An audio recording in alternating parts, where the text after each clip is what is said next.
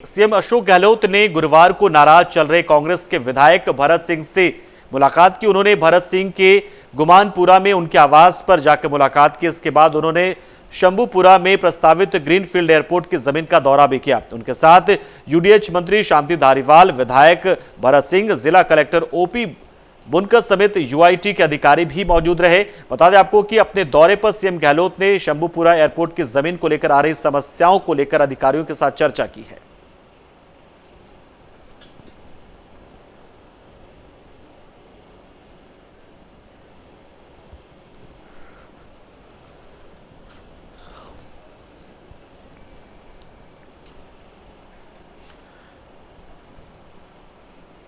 लोकसभा अध्यक्ष ओम बिरला कोटा के दौरे पर है, जहां सुल्तानपुर क्षेत्र में उन्होंने संपोषित मां अभियान का शुभारंभ किया। बता दें आपकी कि प्रधानमंत्री नरेंद्र मोदी के जन्मदिन पर सेवा पखवाड़े के तहत इस कार्यक्रम का आयोजन किया गया है। इस दौरान लोकसभा अध्यक्ष गर्भवती महिलाओं को पोषण किट वितरित करने पहुंचे थे। इस दौरान उन्होंने प्रदेश की महिलाओं को खुशहाल देखने की बात भी कही और कहा कि प्रदेश की सारी महिलाएं खुशहाल होंगी। हम तमाम तरीके से महिलाओं के समृद्धि, उनके स्वावलंबन से, उनके सशक्तिकरण से जुड़े योजनाओं को लेकर आ रहे हैं और इसका फायदा लगातार महिलाओं को मिल रहा है। महिलाएं सशक्त हो रही हैं।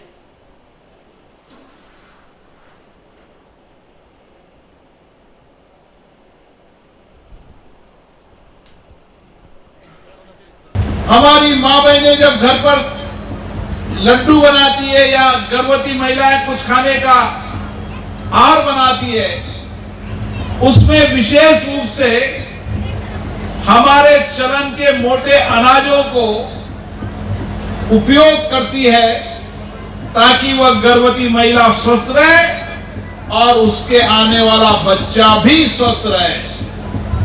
और हमारा संकल्प यही है कि कोटा बूंदी संसदीय क्षेत्र के अंदर जो भी गर्भवती महिला है वह भी स्वस्थ रहेगी और उनके होने वाला बच्चा भी स्वस्थ रहेगा।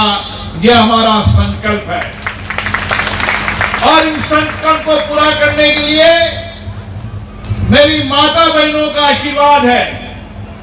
और उस समय मैंने रक्षाबंधन के टाइम मेरी सभी बहनों से आग्रह किया था कि अपने अपने गांव में, अपने अपने ढाणी के अंदर, शहर के हर वार्ड के अंदर जो भी ऐसी गर्भवती महिला है जिसके पास पौष्टिक आहार की कमी है,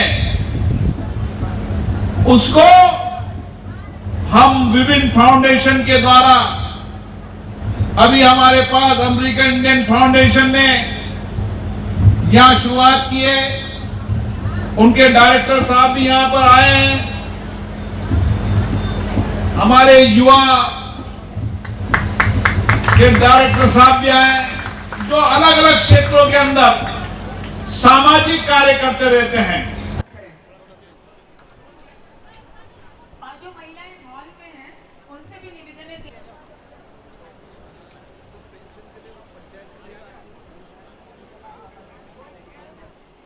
बारां जिले के अंता में बीजेपी नेता आनंद गर्ग के नेतृत्व में बीजेपी किसान मोर्चा ने अपनी विभिन्न मांगों को लेकर कृषि उपज मंडी के सामने धरना दिया। इस दौरान बीजेपी नेताओं ने कांग्रेस सरकार को विफल बताते हुए कई गंभीर आरोप लगाए और किसानों की फसलों का मुआवजा देने के साथ ही अंता सीएडी स्थानांतरण को कैंसिल करवाने की भी मांग की। बता दें आपको कि बीजेपी के पूर्व जिलाध्यक्ष आनंद गर्ग और बीजेपी किसान मोर्चा जिलाध्यक्ष मुकेश धाकड़ के नेतृत्व में क्षेत्र के विभिन्न मांगों को लेकर उपखंड अधिकारी को ज्ञापन भी सौंपा गया। धरने के दौरान अंता क्षेत्र के किसान नेता समेत बीजेपी नेताओं ने हिस्सा लिया।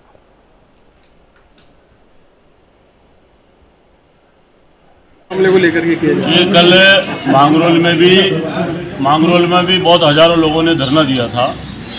एक तो क्या सीएडी का जो ऑफिस चल रहे थे, वहाँ आईएन ऑफिस था, यहाँ डिवीजन ऑफिस है, और सरकार ने बिना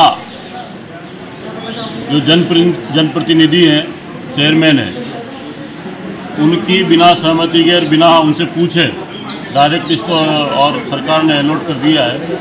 किसानों का इससे आज़ादी से लेकर अब तक का जुड़ाव है और किसानों की ये एक जिसे कहते हैं जीवनदायिनी परियोजना जो नहर है, उसका ऑफिस है सीएडी, जहाँ किसान अपनी छोटी मोटी समस्याओं को लेकर हमेशा आता रहता है। चाहे उसको घोरा का कोई मामला हो, चाहे नहर का खोलने का मामला हो, ऐसे छोटी छोटी मामलों को लेकर आने का इन्होंने एक समझौता था। उन्होंने जो ज़मीन अलॉट की उसमें लिखा हुआ है साफ साफ कि ज़मीन के बदले में ज़मीन देंगे और वहाँ उसकी वो निर्माण करा के देंगे।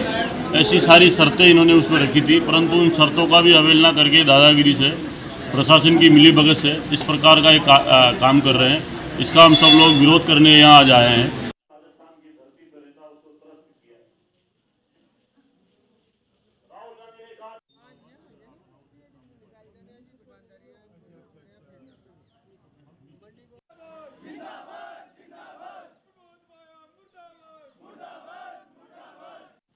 किसानों से झूठा वादा किया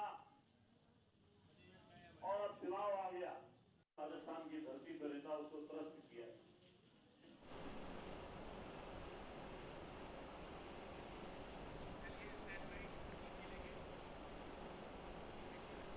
नगरीय विकास मंत्री शांति धारीवाल ने कोटा में स्टूडेंट्स के सुसाइड की वजह से अफेयर को बताया है। उन्होंने कहा कि अभी हाल ही में जिस स्टूडेंट से सुसाइड किया उसके पास से अफेयर का लेटर मिला है।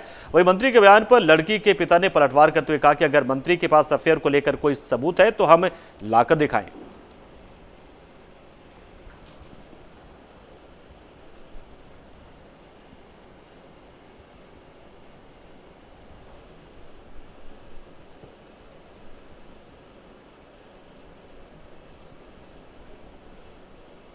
का वाक़ा हम रोज सुनने को मिलता है, आए दिन सुनने को, रोज तो नहीं लेकिन आए दिन सुनने को मिलता है।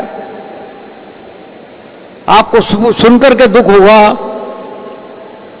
कि आज भी एक लड़की ने आत्महत्या करी है, लेकिन आत्महत्या का कारण यह था जो उसने लेटर छोड़ा वो किसी लव अफेयर्स के कारण छोड़ा। तो जितनी भी आत्महत्याएं यहां पर हुई हैं उनको गौर से स्टडी करने की जरूरत है कि ये हुई तो क्यों हुई। कई बार लड़का आता है का वाक़ा हम रोज सुनने को मिलता है। राजस्थान प्रदेश में आगामी महीनों में विधानसभा चुनाव की तैयारियों को लेकर आम आदमी पार्टी भी पूरी ताकत के साथ जुट गई, जिसमें वो राजस्थान की जनता को योजनाओं का दावा करके कांग्रेस और बीजेपी को मात देना चाहती है। इस बीच राजधानी जयपुर में आम आदमी पार्टी कार्यालय पर पार्टी के प्रदेश प्रभारी विनय मिश्रा और मुख्य प्रवक्ता योगेंद्र गुप्ता ने प्रेस कॉन्फ्रेंस की, जिसको लेकर उन्होंने प्रदेश में फ्री शिक्षा और फ्री चिकित्सा समेत 300 यूनिट फ्री बिजली देने का दावा भी किया।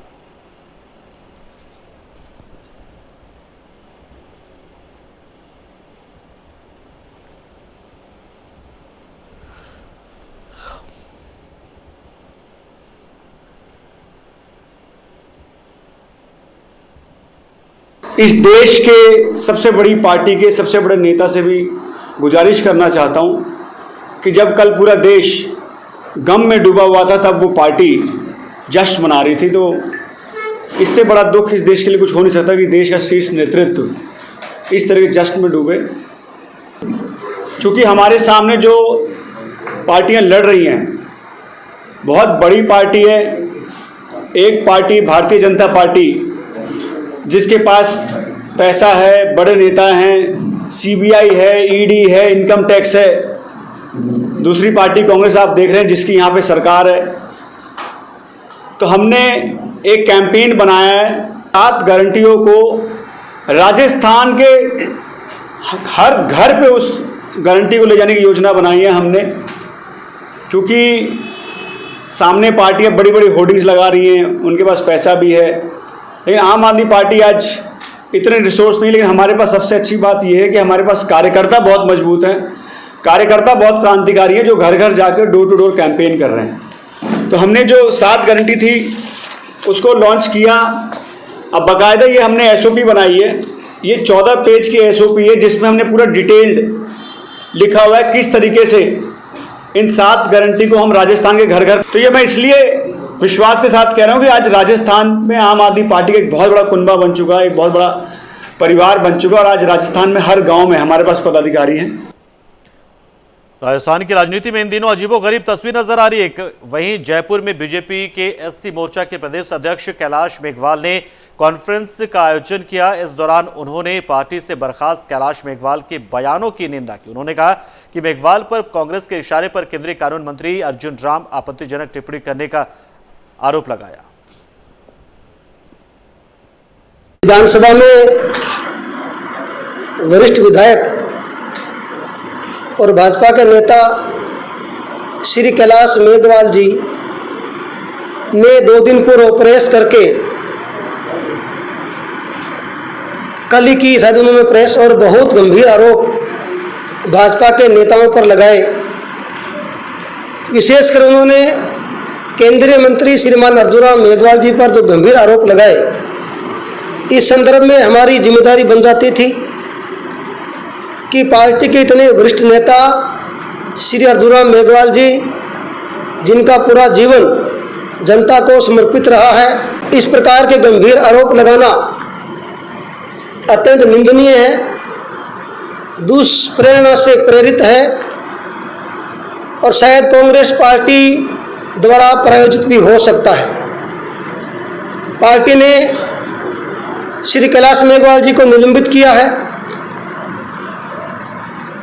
वो पार्टी के प्राथमिक सदस्य अब नहीं हैं और कैलाश मेघवाल जी की आदत रही है, उनका एक स्वभाव रहा है कि उन्होंने बार बार हमारे पार्टी के नेताओं पर आरोप लगाए हैं।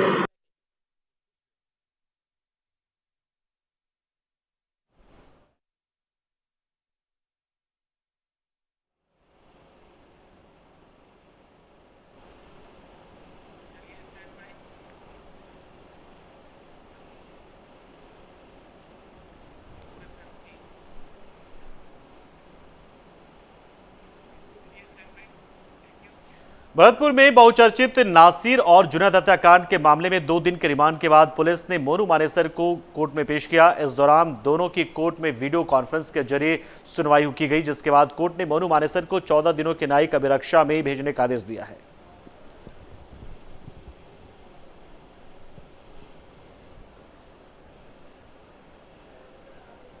तो वीडियो कॉन्फ्रेंसिंग के जरिए सुनवाई की गई है और कोर्ट ने